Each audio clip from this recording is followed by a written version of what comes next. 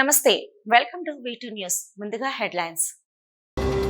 శ్రీకాళహస్తీశ్వరుని సేవలో తిరుపతి ఎస్పీ సుబ్బారాయుడు స్వాగతం పలికి దర్శన ఏర్పాట్లు చేసిన ఆలయ అధికారులు. శ్రీకాళహస్తి ఆలయంలో శాస్త్రోక్తంగా కాలభైరవ స్వామి వారి అభిషేక సేవ, ప్రత్యేక పూజలు నిర్వహించిన అర్చకులు.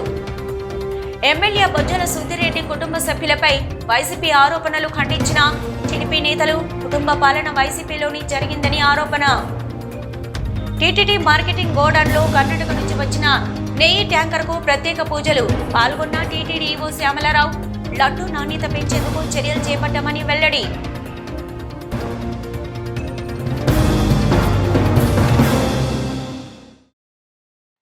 శ్రీకాళహస్తీశ్వర స్వామివారి దేవస్థానానికి తిరుపతి జిల్లా ఎస్పీ ఎల్ సుబ్బరాయుడు విచ్చేశారు. వారిని దేవస్థానం అసిస్టెంట్ కమిషనర్ మల్లికార్జున ప్రసాద్ స్వాగతం పలికారు. ఈ సందర్భంగా ఎస్పీ శ్రీ జ్ఞాన ప్రసూనంబ సమేత శ్రీకాళహస్తీశ్వర స్వామివారి దీపారాధన సేవలో పాల్గొన్నారు. అనంతరం శ్రీ జ్ఞాన ప్రసూనంబ సమేత శ్రీకాళహస్తీశ్వర స్వామివారిని దర్శించుకున్నారు. ఈ కార్యక్రమంలో assistant commissioner Mallikarjuna Prasad, temple superintendent and CSO Nagabhushanam Yadav, temple inspector Sudarshan, ఆలయ అధికారులు, సిబ్బంది పాల్గొన్నారు.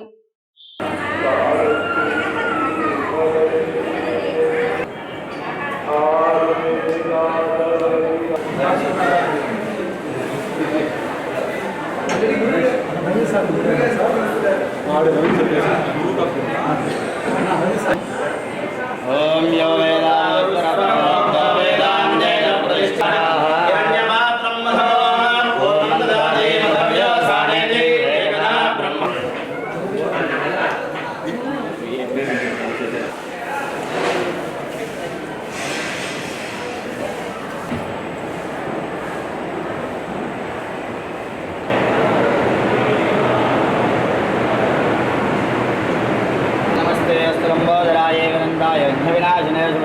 श्रीव्रतमूर्तये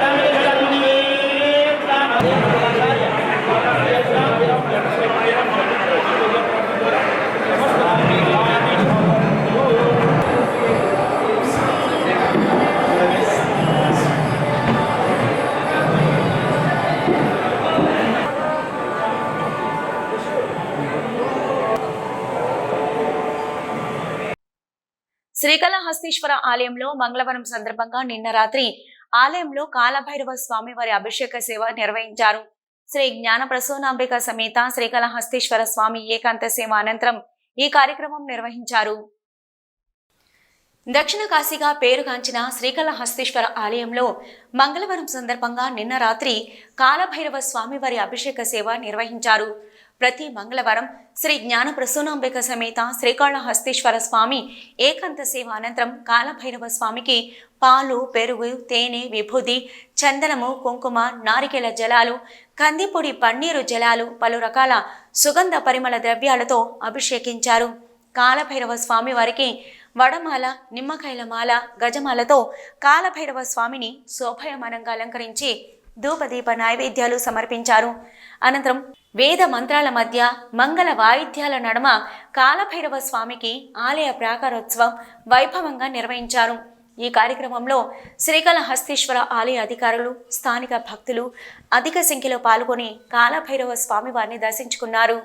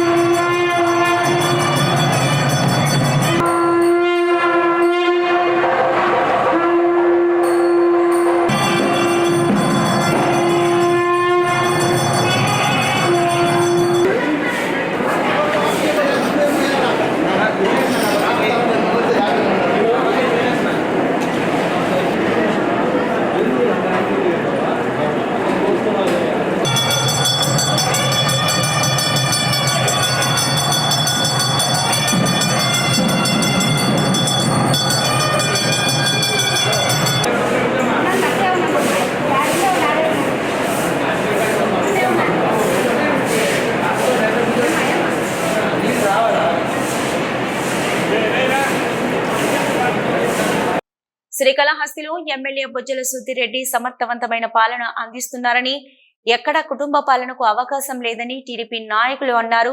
గత ప్రభుత్వంలో మాజీ ఎమ్మెల్యే కుటుంబం పెత్తనం సాగిందని అన్నారు. ఈ మేరకు పట్టణ పార్టీ అధ్యక్షుడు విజయ్ కుమార్, మాజీ marketing committee chairman Chenchaiah Naidu ఆక్షేపించారు.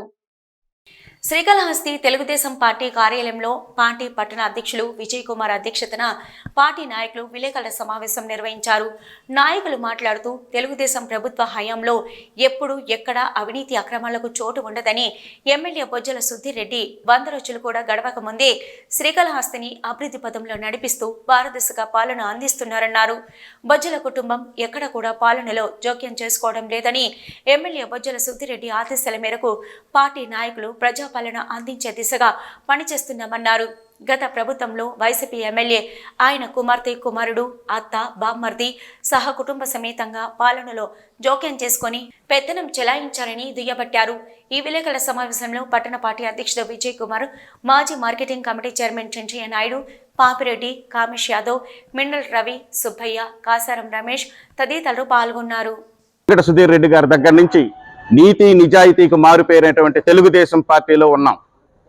ఎప్పుడు కూడా ఎక్కడ కూడా అవినీతి, దౌర్జన్యాలు ఇవన్నీ మేము చేసిన పాపం లేదు, ఎవరికి లేదు. కాళహస్తి నియోజకవర్గ ప్రజలు ఎవరిని అడిగినా కూడా చెప్తారు.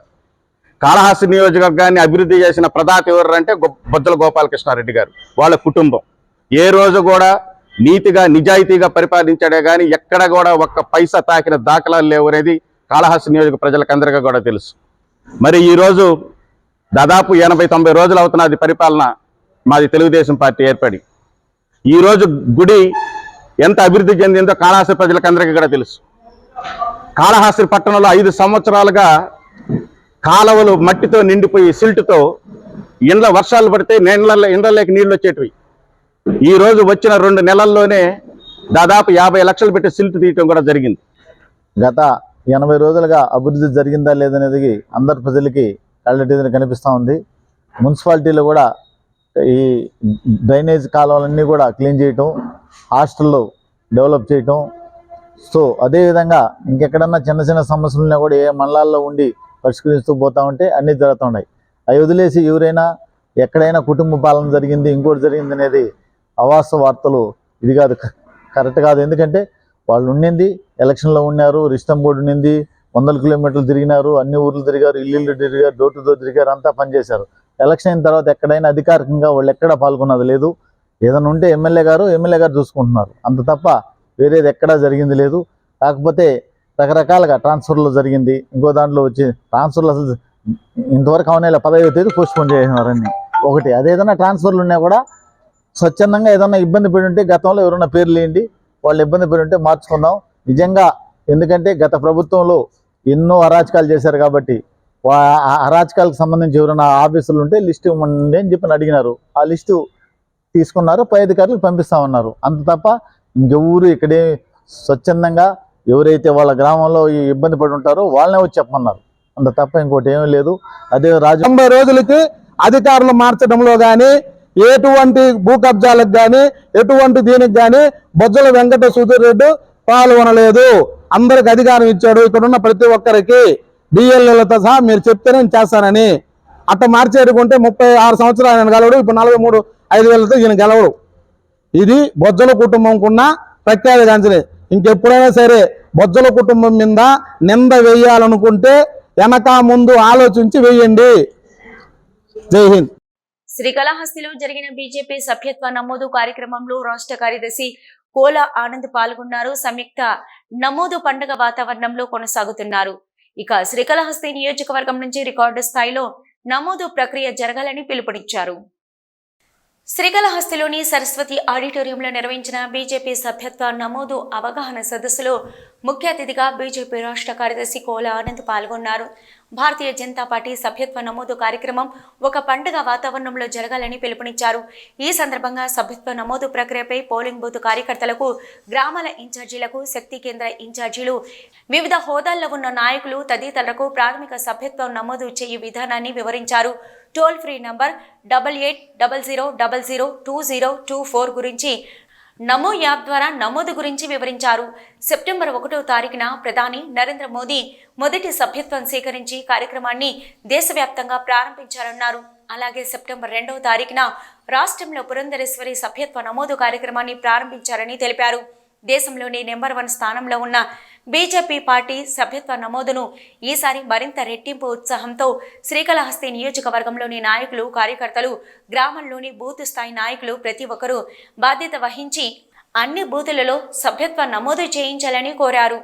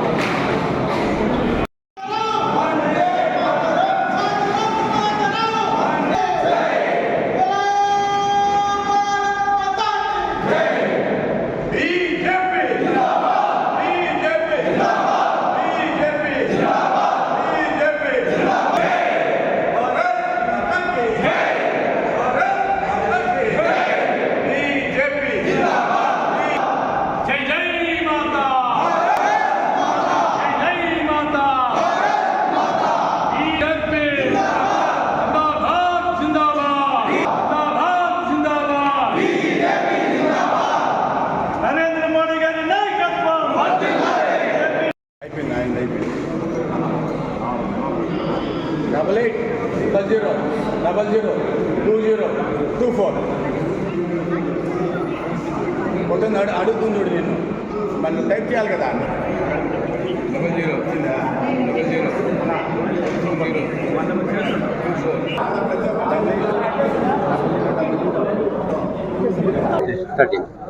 భారతదేశం అంతా కూడా భారతీయ జనతా పార్టీ సభ్యత్వ నమోదు కార్యక్రమం ప్రారంభమైంది. 2వ తేదీ సాయంత్రం 5 గంటలకి ఢిల్లీలో భారతీయ జనతా పార్టీ కేంద్ర కార్యాలయంలో ప్రియతమ ప్రధాని నరేంద్ర మోడీ గారు, భారతీయ జనతా పార్టీ జాతీయ అధ్యక్షులు శ్రీ జేపీ నడ్డా గారు, అదేవిధంగా రాజ్నాథ్ సింగ్ గారు, పెద్దలు అమిత్ షా గారు వారి నేతృత్వం ప్రారంభమైంది. అన్ని రాష్ట్రాల్లో కూడా సభ్యత్వ నమోదు కార్యక్రమం ప్రారంభం అయిపోయినాయి.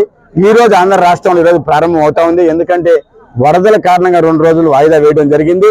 మరి వరదలు తగ్గుముఖం పట్టాయి కాబట్టి ఈ రోజు నుంచి మరి రాష్ట్రం అంతా కూడా ఈ యొక్క సభ్యత్వ నమోదు కార్యక్రమం ప్రారంభమైంది.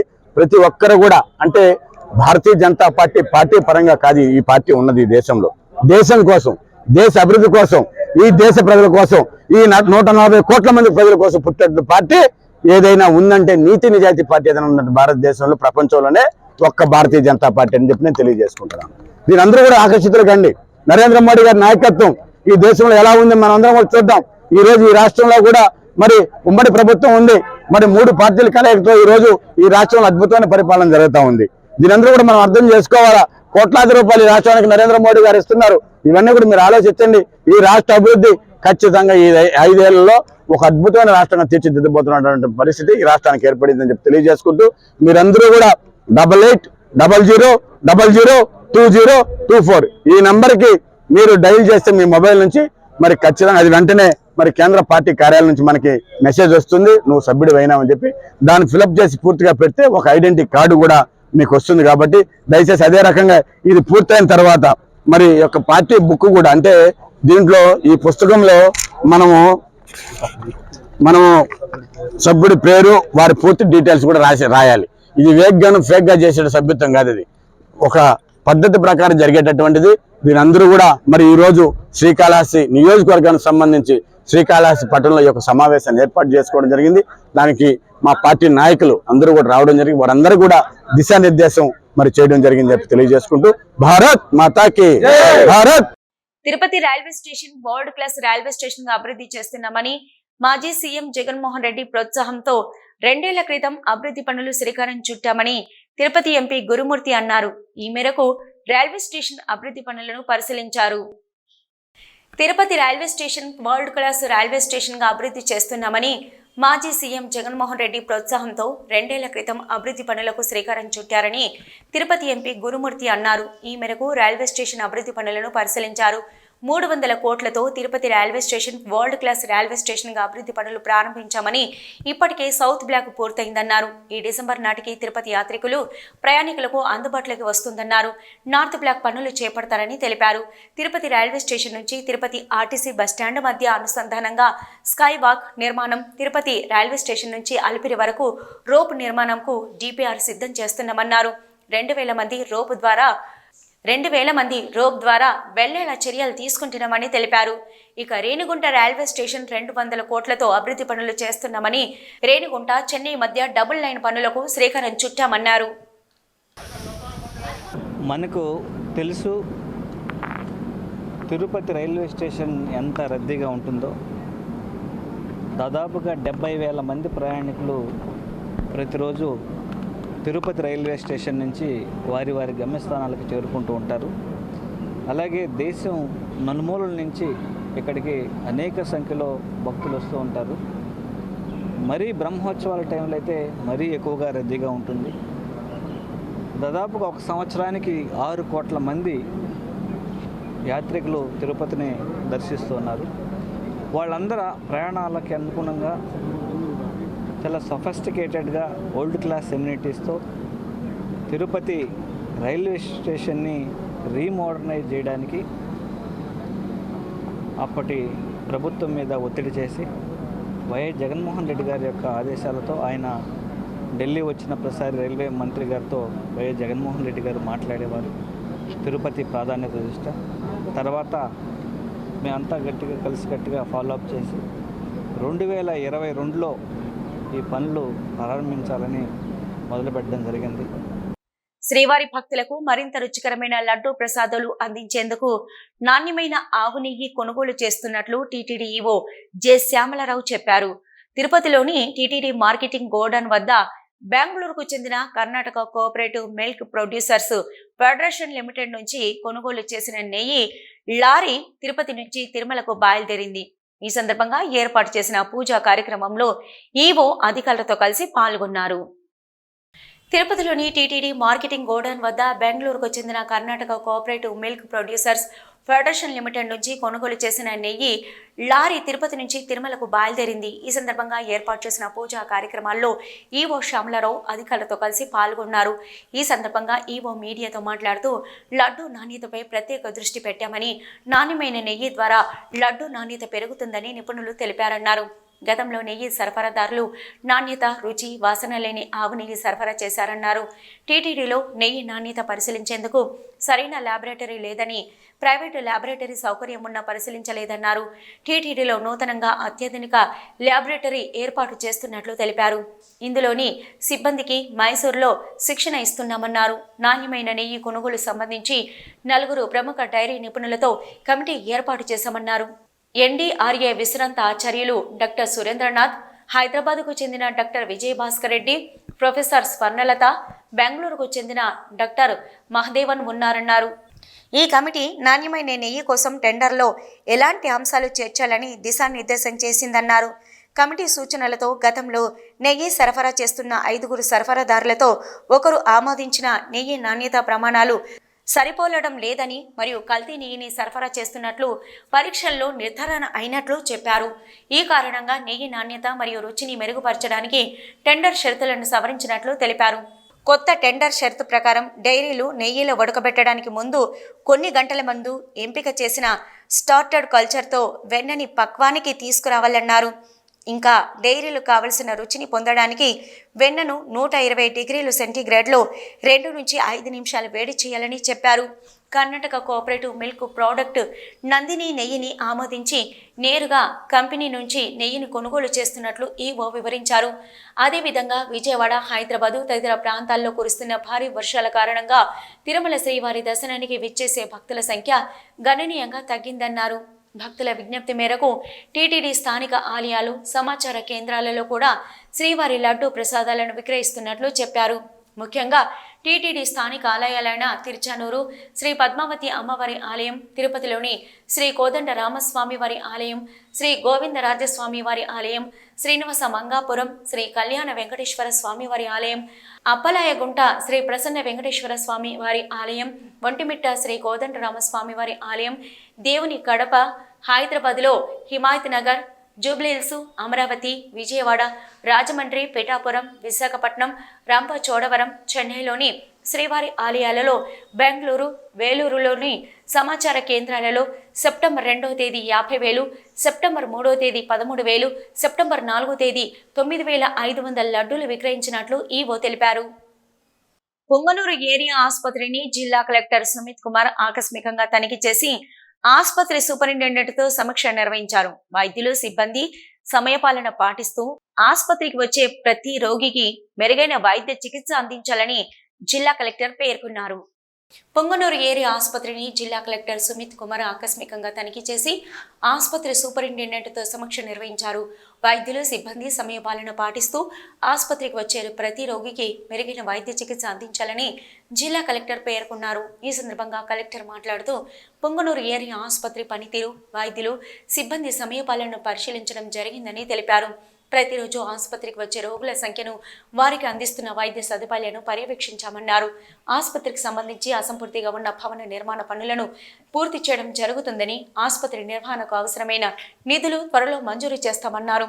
స్త్రీల సమస్యలు, గర్భిణీ స్త్రీలకు వైద్యం అందించడానికి గైనకాలజిస్టులను కేటాయిస్తామన్నారు. అత్యవసర చికిత్సకు అందుబాటులో ఉండేలా వైద్యులను ఆదేశించడం జరిగిందన్నారు. ఆసుపత్రిలో ఉన్న సదుపాయాల మేరకు మెరుగైన వైద్య చికిత్స అందించాలని, తప్పనిసరి పరిస్థితుల్లోనే ఇతర ఆసుపత్రికి రెఫర్ చేయాలన్నారు.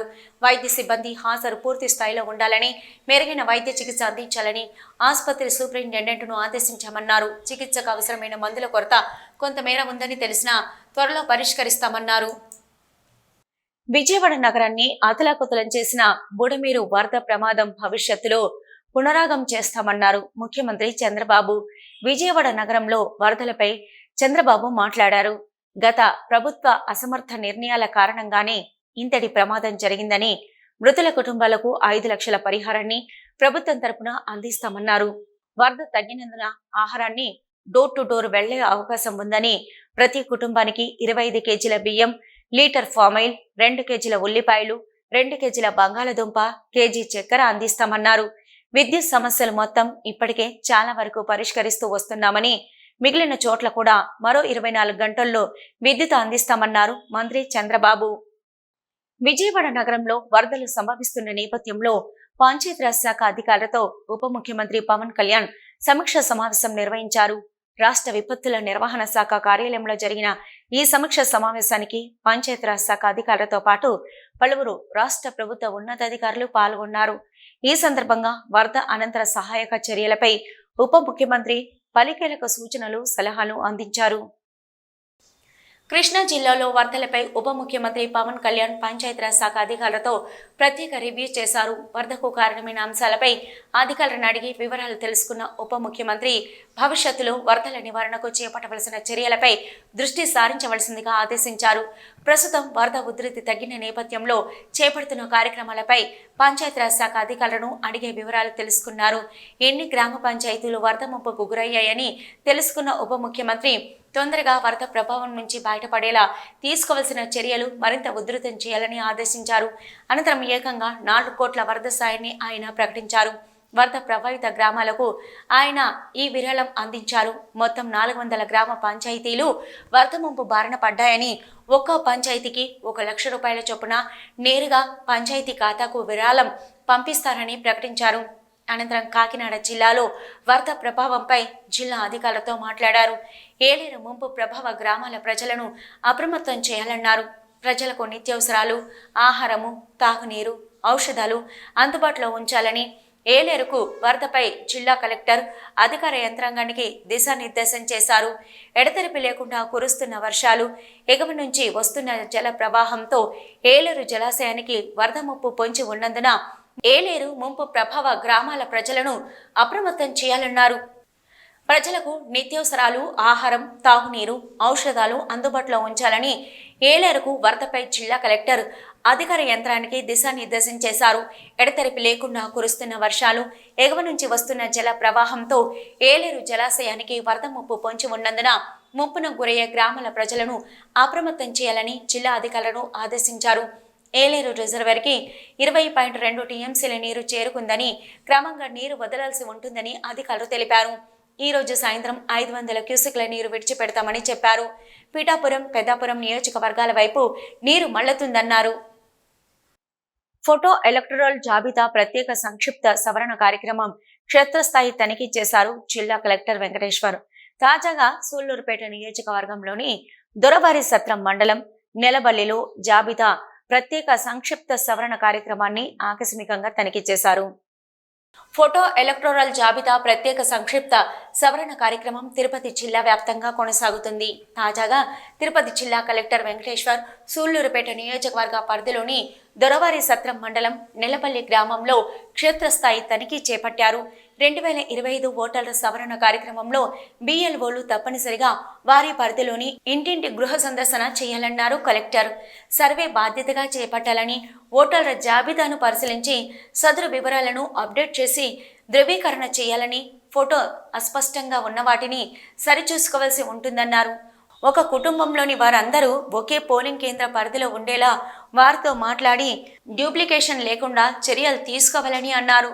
అబ్సెంటీ ఓటర్లు పోలింగ్ కేంద్రం పరిధిలో ఓటర్గా చేర్చుటకు, తొలగింపుకు, షిఫ్టింగ్, చిరునామా మార్పు వంటి వాటి కొరకు సంబంధిత ఫారం మేరకు తగు చర్యలు తీసుకోవాలని సూచించారు. అలాగే ఈ అక్టోబర్ నాటికి 18 సంవత్సరాలు నిండిన వారిని, అలాగే జనవరి 2025 నాటికి 18 సంవత్సరాలు నిండబోతున్న వారిని గుర్తించి వారిని నూతన ఓటర్గా నమోదు కొరకు చర్యలు చేపట్టాలని ఆదేశించారు. ఈ కార్యక్రమంలో Doravari Satram tahsildar Sailakumari, Tada tahsildar senior assistant, RDO కార్యాలయం DEO Ravikumar, Doravari Satram MPDO Raghavendra, DRDO Seshaiah, PDT Pavan తదితరులు పాల్గొన్నారు. తిరుమల దివ్యక్షేత్రంలో భక్తుల రద్దీ తక్కువగా ఉంది. దేశంలోని వివిధ ప్రాంతాల నుంచి శ్రీవారి దర్శనానికి తిరుమలకు వచ్చే భక్తులు తగ్గారు. దీంతో స్వామివారి సర్వదర్శనానికి 4 గంటల సమయం పడుతుంది.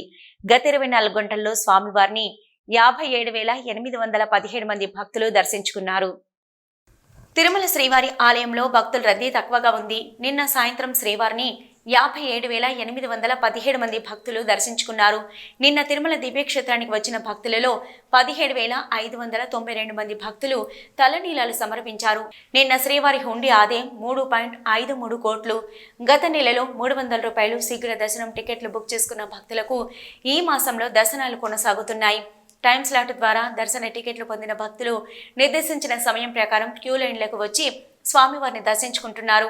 టైమ్ స్లాట్ టోకెన్లు దొరకని భక్తులు కూడా నేరుగా తిరుమల చేరుకొని వైకుంఠం కంపార్ట్మెంట్లో వేచి ఉండి దర్శనాలు చేసుకుంటున్నారు. ప్రస్తుతం 12 కంపార్ట్మెంట్లలో భక్తులు వేచి ఉన్నారు.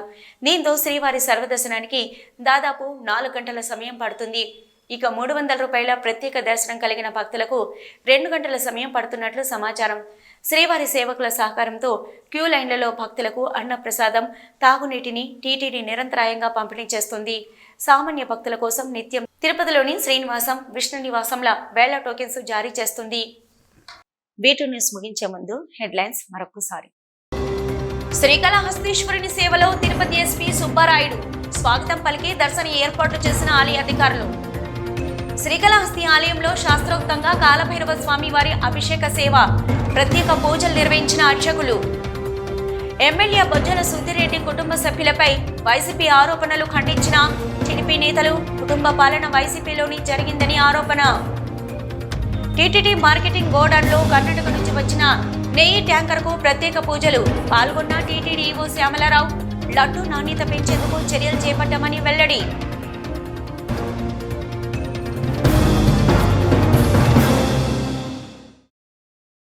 ఇవే ఇప్పటివరకున్న వీటు న్యూస్. నమస్తే.